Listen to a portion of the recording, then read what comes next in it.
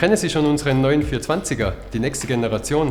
Wir haben unseren etablierten 420er nochmal überarbeitet, innovativer, weiter verbessert für eine grünere Zukunft. Und ich darf euch heute hier die 5 Top-Elemente vorstellen.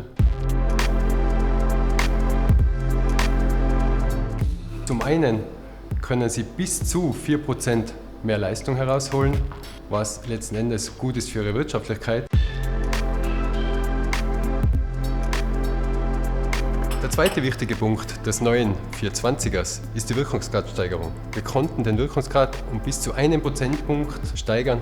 Das bedeutet weniger Kraftstoffverbrauch und mehr Wirtschaftlichkeit. Wir haben ein Redesign gemacht mit dem neuen 420er.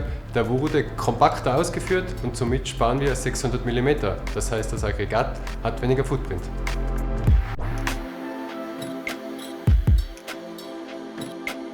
Eine weitere Verbesserung ist die Kraftstoffflexibilität. Der Motor kann einfach auf Wasserstoff umgerüstet werden, was zukünftig eine wesentliche Rolle spielen wird. Und wir haben die Servicierbarkeit verbessert. Das heißt, der Motor ist einfacher zu warten. Die Bauteile sind leichter zugänglich und unter anderem können die Hauptlager ohne Motoranheben getauscht werden. Und das alles zusammen macht unseren Top-Performer noch besser.